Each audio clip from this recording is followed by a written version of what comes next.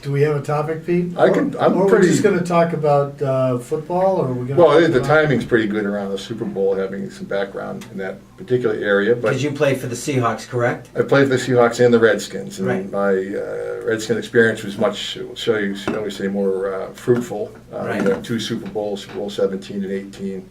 Seahawks were a fledgling team. They were an expansion team in 1976. I got drafted by them in 1977, so there wasn't a whole lot of runway there in terms of maturity. In fact, when I went out there, it was surprising to me. This is a pro sports town. Boston's a pro sports town, so of course it's the Patriots. I went out to Seattle. The Seahawks were second year in existence. It was all about the University of Washington. It was all about the Huskies. I'm saying, who are the Huskies? And it really was who were the Seahawks. So they've come quite a long way over the last 35 years or so, and they've got their second Super Bowl appearance, and they really seem to have it going out there. Yeah, it's sort of about marketing, though, isn't it?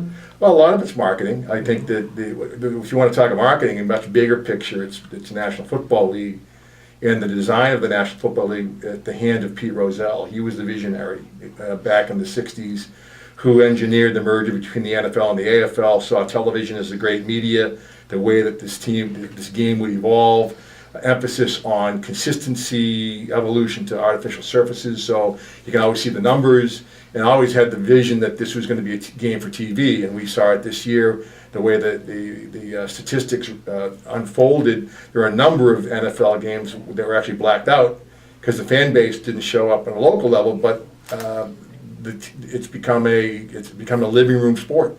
You get a 52-inch widescreen TV, high definition, bowl of chips, couple of cold ones, and I'm good. So from Sounds good to me. Yeah, from that, and a bathroom 20 feet away. that's all you need. I mean, you don't have to put a coat on to watch the game, or a raincoat, or wear a hat, or whatever you need. But so there's a real interesting evolution going on in the game where it's really designed for television. It's interesting, but does this make Rozelle a really classic great entrepreneur?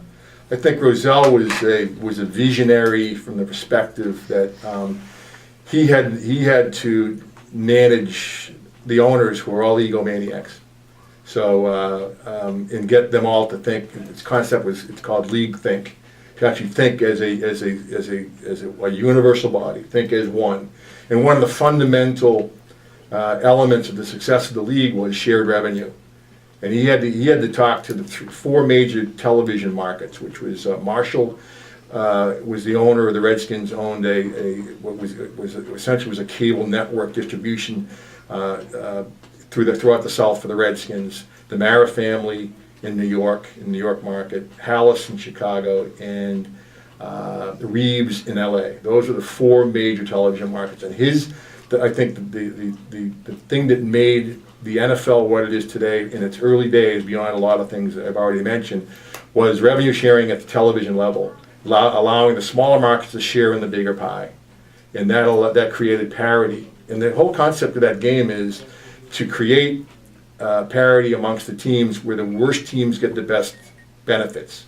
So you see it in the draft. The worst NFL teams get the highest draft picks.